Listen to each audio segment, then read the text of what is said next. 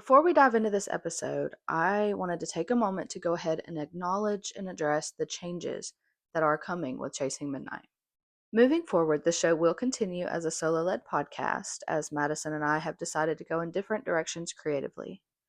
I'm really grateful for the time that we spent building the show together, and I wish her absolutely nothing but the best as these changes are implemented. That being said, Chasing Midnight isn't going anywhere. If anything, this next chapter gives me even more room to explore the stories, investigations, and weird mysteries that made me fall in love with this project in the first place. Whether you've been here since episode 1, whether you just discovered the show, or you've just been following our paranormal investigations over on our YouTube, thank you for listening, supporting, and chasing the unknown with me. I'm so glad you're here. Tonight's episode is all about Slender Man. More specifically, the 2014 case in Waukesha, Wisconsin, where two 12-year-olds lured their friend into a wooded area in an attempt to kill and sacrifice her to the imaginary hero, Slender Man. Yep, you heard me right, and I'm going to tell you every single detail of that day.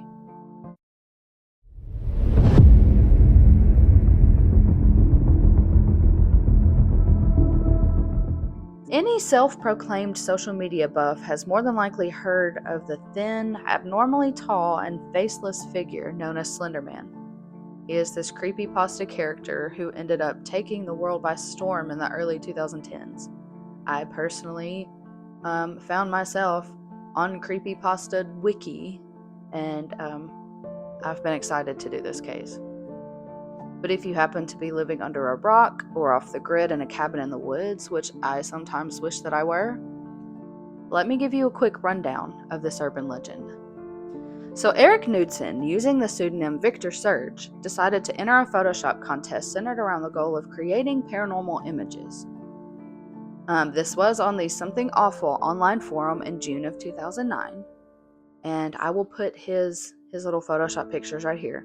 But his submission was 2 black and white photos of children, one of which shows them playing on a playground, with a tall, faceless figure in a suit photoshopped into the background. The character is established as a stalking, supernatural entity by his lurking in the shadows or the fog, unbeknownst to the children in the pictures, accompanied by creepy captions that Eric would put on these posts, giving a quick blurb of a fictional urban legend. A lot of the lore surrounding Slender Man involves him abducting children using the large tendrils that come from his back and entering their thoughts and dreams until he's taken full control of their minds.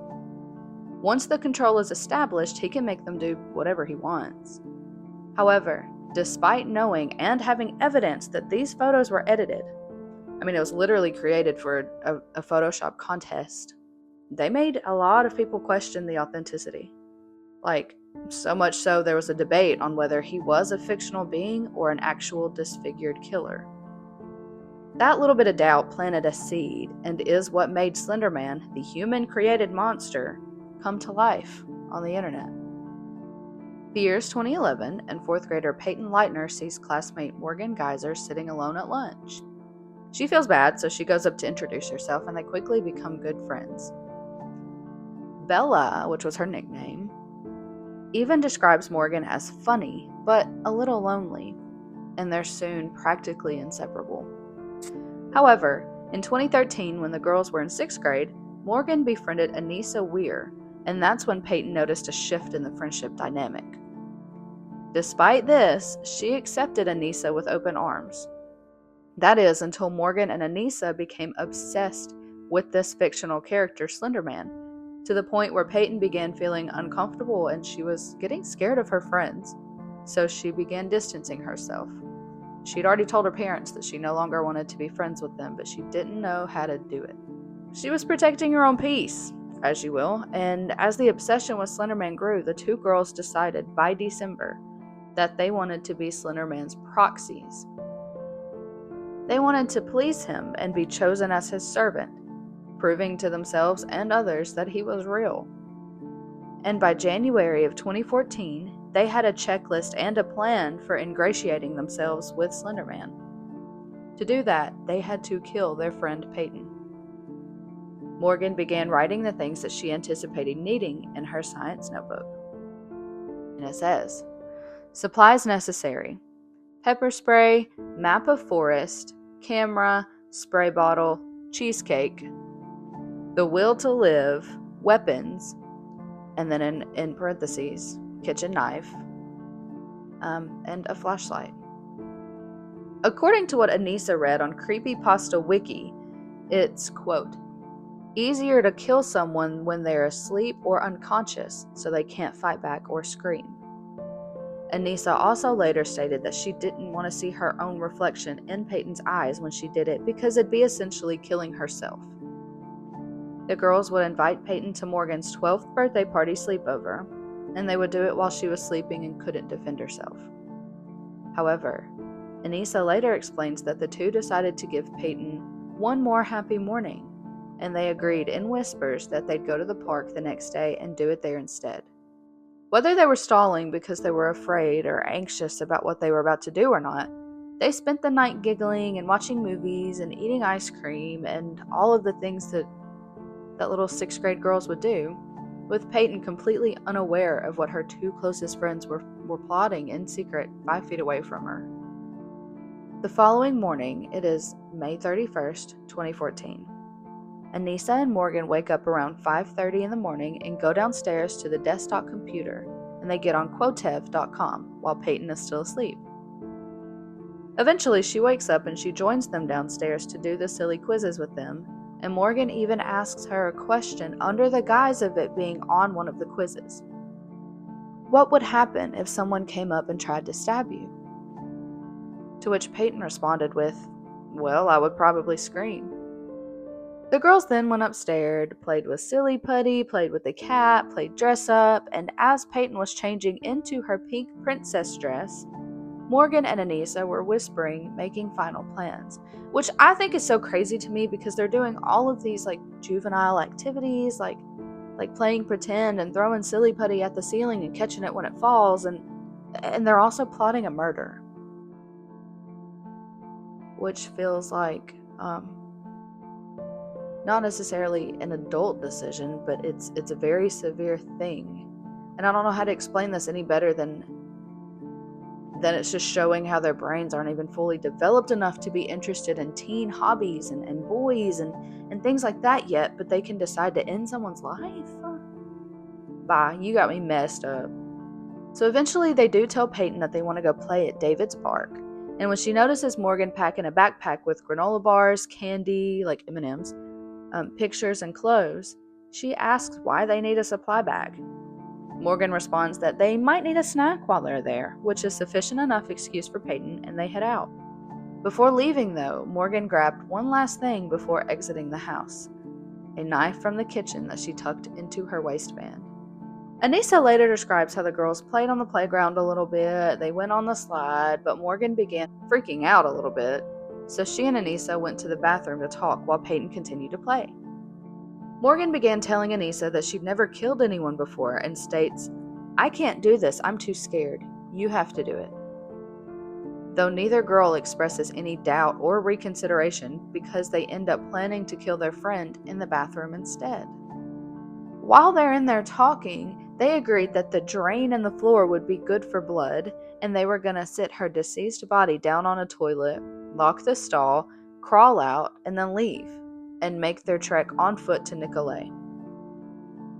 So when Payton inevitably comes and checks in on them in the bathroom because they're taking forever, the girls casually start singing what was described as depressing songs. During this, Morgan began pacing back and forth, so Anissa told Payton to lie down and go to sleep. In the bathroom, because that's not weird and that's not going to raise any kind of questions or anything.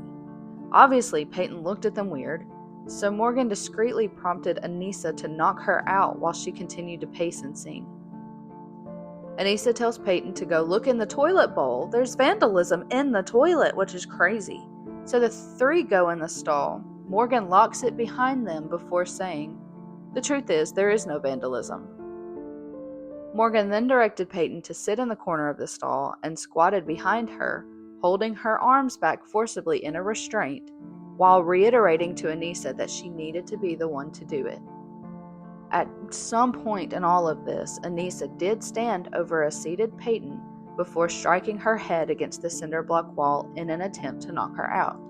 If you are watching on YouTube, she describes it as doing this motion with her forehead. So she put her hand on her forehead like this and shoved her back. However, it didn't work, and it just pissed Payton off, obviously. She seemed to not be injured by it at all, but then she had an attitude, and the girls didn't like that.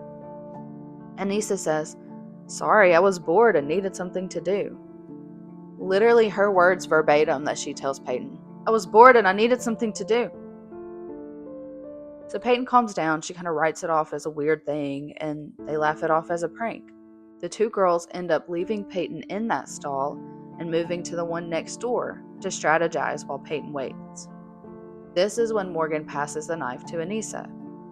They decided it couldn't be done in the bathroom, so they were going to play it off and tell her the lore behind Slender Man and his proxies to kind of give an excuse as to why they were acting so weird. Then when they're finished explaining all of this to her, they try to restrain her in the handicap stall again for whatever reason, before releasing her without any harm, saying, "Just go out on the playground and just play." Girl, what? So at this point, Payton had had enough of their weird games and stuff that they were doing, so she went back out to the slide while the other two remained in the bathroom another 5 minutes. When they come out with weird facial expressions like they'd done something, which is Payton's words, Anissa suggests that they take a walk around the block, and once they start walking, Anissa points to the tree line of the wooded area and mouths to Morgan, "Do the deed there." So they get to the woods, and they talk about playing hide and seek with Morgan as the seeker first, which wasn't thought of as odd to Payton, so she agreed. Anissa and Payton go off to hide together, and Payton is instructed to lie on her stomach on the ground with her face in the dirt, while Anissa covers her with leaves and sticks to conceal her. She initially agrees, and she kneels down, but then she argues that she isn't going to do that because it's all muddy and there are twigs and rocks in the ground, despite Anissa insisting that it's a great hiding spot. She continues to say no, so Anissa shoves her onto the ground and sits on her hip as she's lying on her side. But the thing is, when Payton starts yelling, "Ow!" and "That hurts," Anissa got off of her because the yelling was too loud for her and it got on her nerves. Payton was so annoying.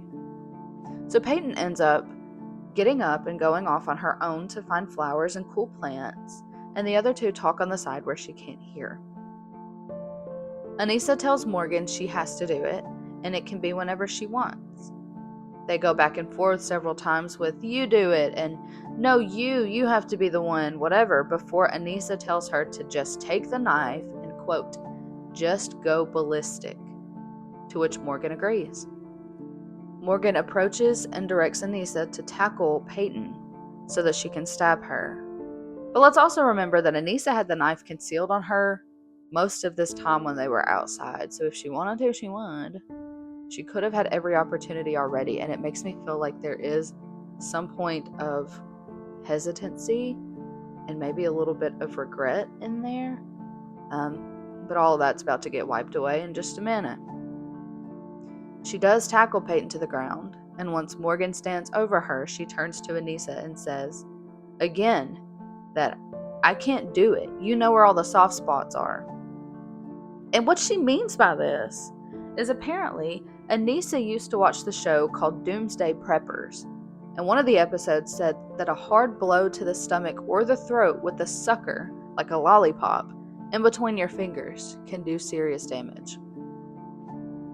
So Anissa ends up walking about 5 feet away, and Payton tries to get up when Morgan finally just says, "I'll do it," and she tells Payton, "Don't be afraid, I'm only a little kitty cat."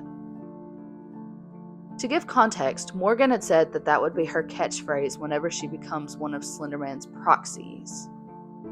That was going to be her catchphrase before she did her killing. And she was going to draw cat whiskers on her face. So she says this before tackling Payton back to the ground. She climbs on top of her and begins stabbing her with the 5-inch blade repeatedly. Morgan expresses how she thought she'd gotten Payton in the lung when she stabbed her torso, and then she went for her arms and legs. Payton had been stabbed a total of 19 times and was still breathing. Morgan eventually walked away, covered in blood, while Payton screams, "I trusted you. I hate you all." Anissa stated she could hear Payton whispering, "I can't see," repeatedly, and that the sound of that stayed with her to this day. Anissa approaches and tells Payton to lie down and be quiet so as to not draw attention, and says that she'll lose blood slower if she stops fighting it. The girls slowly back away and insist that they're going to get help, which was obviously a lie, before they begin running. They ended up running to Walmart, where they refilled their water bottles and washed the blood off their hands before they began their walk to Nicolet. Meanwhile, Payton suffered 2 stab wounds to major organs, one very narrowly missing her heart, and the quote from the surgeon who operated on her said it was 1 millimeter away from certain death. And another went through her diaphragm, cutting her liver and her stomach. Payton described how she stood with support from a nearby tree and just walked until she collapsed on a soft patch of grass. She then dragged herself from the wooded area to a nearby road where a cyclist discovered her, and a call to 911 was made at 9:53 a.m., just 20 minutes after the initial attack. 911. What's the address of your emergency? Waukesha County, Lynn. I'm transferring over a caller on Big Bend. That's a dead end just south of Rivera. Okay. Came upon a 12-year-old female. She appears to be stabbed. She appears to be what? Stabbed. Stabbed? Correct. Okay. Sir, you still there? Yes. Hi, sir. So are you with this 12-year-old female? Yes, she says she's having trouble breathing. She said she was stabbed multiple times. Stabbed multiple times? Yeah. Okay, sir. Are you with her right now? Yes. Is she awake? She's awake. Is she breathing? Yeah, she's breathing. She said she can take shallow breaths. She's alert. Okay, stay with her. We're sending the police department. Don't hang up, okay? Oh, Hold on just a minute. Don't hang up. okay. Okay. Hold on just a minute, sir. We're sending officers. Okay. Is there any assailant around?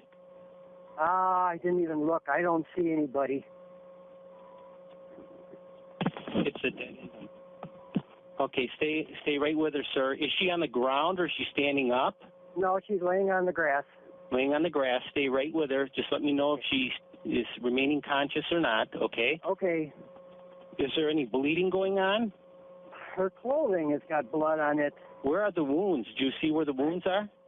No, I don't know if I should be rolling her over and checking or not.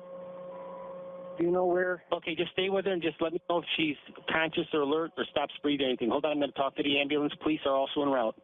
Okay, thank you. I'm bothering you at all? My shade? Okay. You're very Okay. She couldn't talk and responded to EMS with head nods or shakes, and was promptly rushed to the Pro Health Waukesha Memorial Hospital ICU.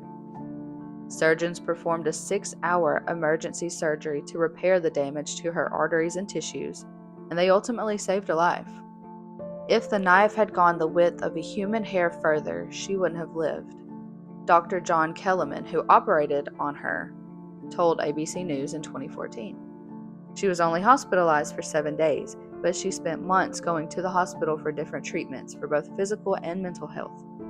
She was able to return to school in September of 2014 after recovering over summer break, and she decided she was going to try to keep a low profile.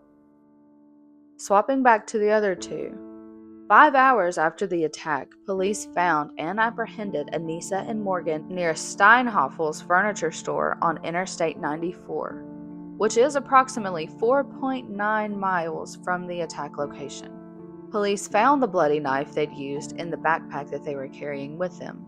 Morgan and Anissa told officers that they were traveling to Chequamegon-Nicolet National Forest, which would be 200 miles from where they were apprehended, to meet Slender Man at his home, which they referred to as the Slender Mansion. But now I want to get into the police interrogation of the two girls because the videos are weird. They're weird. Really just run away. So then live in the forest? I don't know. I told her that we were going to die. Why? Because you can't just live in a forest. Do you know what happened to Bella? What happened to Bella? Is Bella your friend? She's not Anissa. She's the one who was stabbed. Stabbed? I'm not really sure. Is she dead? I don't know. She was taken to the hospital. Maybe no. What? I was just wondering. I can't really tell who Anissa likes and doesn't like. So you think she dislikes Bella? Probably, yeah. She always calls her, I don't want to say it. Tell me. She always calls her a bitch. Why? I don't know. Because she's being one? I'm just assuming. I don't really know what the definition is. So you like Bella pretty much? You ever been mad at her? She was my only friend for a long time. Because... Why would you hurt your only friend? It was necessary. What do you mean necessary? I don't know. Somebody told you that? Well, you ran through the woods or you run up the road? We ran up the road. We were running and then we hid in tall, very tall grass. Not the tall grass that we were found in. And then these police officers showed up, so of course we hid. Do you know which way you went then? What else did you see on your... Well, Anisha said that we had to go to Walmart to refill our water bottles, and we did. Which Walmart? I don't know. Is it like a food store one? No. The one over... It's a huge one. On West Avenue? So we refilled our water bottles and went to the bathroom and washed the blood off our hands. Will I regret giving you this information later? You know, this information we used to try to get you some help so you don't have to hear those screams and don't have to worry about hurting anybody anymore. Okay. Just a quick question. Sure. I just wanted to know how far I've walked because I'm usually not very athletic and just want to know. I'm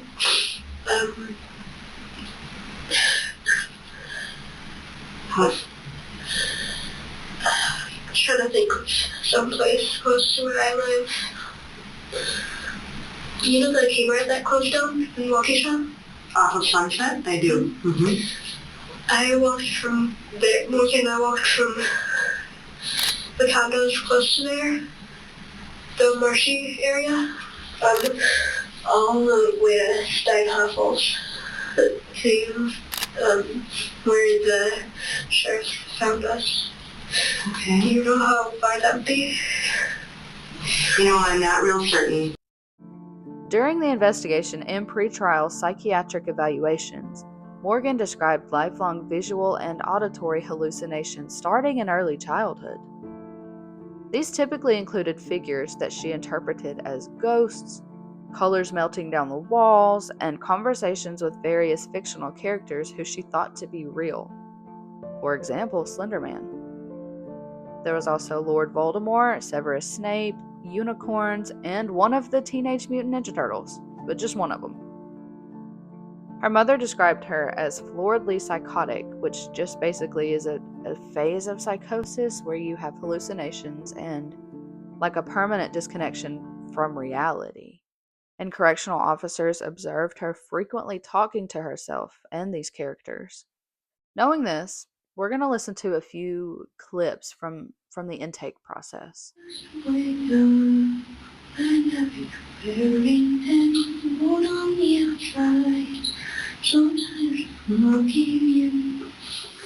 She said, oh, and there was one thing I forgot to tell you. I kind of sort of made a deal with Slender saying that if we didn't kill Bella, that he either would or could kill our families and everything we love. And I don't want that to happen, so that's why I did this. In the fall of 2014, Morgan was transferred to the Winnebago Mental Institute and evaluated there for competency to stand trial. On October 22, 2014, Morgan was diagnosed with early onset childhood schizophrenia. Morgan's treatment for schizophrenia was erratic and inadequate for 20 months, which is believed to have exacerbated the psychosis and delusions. Morgan began a consistent long-term regimen of antipsychotics, which eventually did enable her to display feelings of guilt and remorse towards the crime. But in 2016, Morgan's mental health further deteriorated, linked to the stressor of forced confinement and incarceration. And then, in 2017, trials began. Both Morgan and Anissa were tried as adults due to the nature of the offenses, and both were waived out of juvenile court. Anissa Weir pleaded guilty in August of 2017 to being a party to attempted second-degree intentional homicide, but she claimed that she wasn't responsible for her actions because she was mentally ill. In September, a jury agreed. Waukesha County Circuit Judge Michael Boren sentenced the then 16-year-old Weir to be hospitalized for 25 years from the date of the crime, which would keep her institutionalized until she was 37. Morgan was charged with attempted first-degree intentional homicide, which is a Class A felony. She accepted a plea offer, though, that stipulates she would not undergo a trial if she pleaded guilty, and agreed to further psychiatric evaluation to determine how long she necessarily needed to be committed to a forensic psychiatric hospital. So she did plead guilty in accordance with the plea agreement, but was also found not guilty by reason of mental disease or defect due to her diagnosis of schizophrenia by court-appointed psychiatrists. So she was sentenced to 40 years to life at the Winnebago Mental Health Institute, along with Anissa. That's where Anissa was sent to. After some time, Anissa submitted a letter to the court saying she was sorry and deeply regretful for the agony, pain, and fear I have caused. I hate my actions from May 31st, 2014, but through countless hours of therapy, I no longer hate myself for them. So on July 1st, 2021, the judge ordered her release from the institute, gave state officials 60 days to draft a conditional release plan, and required that she be assigned case managers in the Wisconsin Department of Health Services to supervise her progress until she was 37 years old. Anissa was released with multiple stipulations, including 24-hour GPS ankle monitoring that required her to obtain permission before leaving Waukesha County, and a no-contact order with Payton until 2039. Her internet use is restricted and monitored, and she's not allowed to use any form of social media, so you will not be able to find her on anything. She is required to take court-mandated psychiatric medicine and is escorted to regular counseling sessions by her DHS caseworker. She is required to live with her father while under court supervision. And on September 11th, 2023, after showing years of progress and reintegration into society, the GPS stipulation was waived.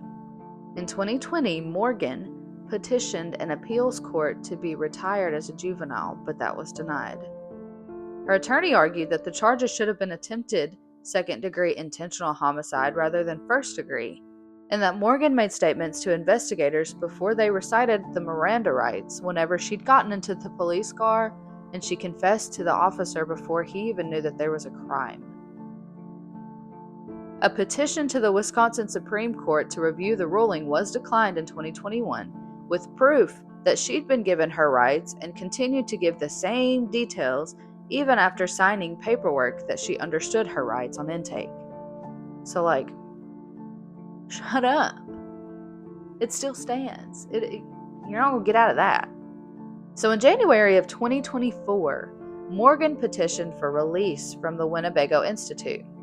A judge denied this request at a hearing in April of 2024 due to new allegations that she had engaged in violent communication with a man outside the facility and had read a book featuring themes of sexual sadism and murder. I couldn't find the book title or any kind of details of the conversations, but you get the gist of it all. Morgan's lawyer denied any inappropriate conduct, though, and the 3 psychologists testified that the allegations did not change their opinions that she was well enough to be released. Because it's not a crime to read certain themes, that doesn't necessarily mean that she is going to do it again. A new hearing was scheduled for March 2024, but was rescheduled for April of 2025, where she was granted conditional release. The judge stated, "I'm satisfied that the state has not met its burdens by clear and convincing evidence to show that Miss Geyser is a risk of safety to herself, danger to herself, or danger to others, or danger to property." So they're basically saying, yeah, I guess she can go, like, she's done better. So on August 4th, 2025, Morgan was moved to Sun Prairie Group Home in Madison and would be supervised for 60 days as she learned to reintegrate into society. She could be up for extension there if her progress slows or declines or anything like that, so it could be more than 60 days. And she knew that. And it was. So on November 23rd, 2025, at 7:45 a.m., a 911 call from Morgan's assigned partner at the group home alerted the Madison Police Department that Morgan had disappeared from Sun Prairie. I'm calling regarding one of my residents. This 911 call started the search for Morgan Geyser. We found out that she left out of the window of her bedroom and cut the monitor. According to the call, she cut off her Department of Corrections ankle monitor bracelet and then snuck out of the window. She'd last been seen at 8 p.m. that night with an acquaintance from church. And the next day, police found Morgan and her friend, 43-year-old Chad Charlie Mecca, sleeping outside a Thornton's gas station just outside of Chicago on Interstate 57, which was nearly 200 miles away from the group home. Are you missing from somewhere? Then just give me your name and date of birth and you can be on your way. Okay, I'm 19. Huh? I'm 19. 19? Yeah. That's fine, you're still an adult. So Yeah, so what's your last name? No what? I don't want to give you my name. okay, well then we're gonna arrest you and take you an ID. We're gonna hold you an ID at the station for fingerprints. So you don't want to obstruct an officer. Give me your name and date of birth. You're not wanted for murder, right? Right. Well, then you ain't gonna have a problem with us. I promise you. Okay? You're making it a bigger deal than it is. The two initially identified themselves as Stephanie Grease and Charles M. Robertson, but they later gave their legal names after being pressured by officers. Chad was charged with criminal trespassing and obstructing identification but was released from custody. And Morgan was brought back to Wisconsin, where DHS filed a petition to revoke her conditional release, which was ultimately granted as she was sent to the county jail. As of February 2026, Morgan was ordered to return to Winnebago Mental Health Institute to finish out the remainder of her 40-year term. But I want to focus back on Payton because where is she now after all of this? So in a 2019 interview, 5 years from the attack, Payton reported lingering trauma from the attack and said that, in addition to sleeping in the bed with her mom, she sleeps with broken scissors beside her pillow out of fear of being attacked again. She also stated that she is recovering and that the attack had inspired her to pursue a career in the medical field. She wanted to be a therapist. She states, "They just wanted to go on a walk, and I didn't think much of it. It's just a walk. It's just a walk."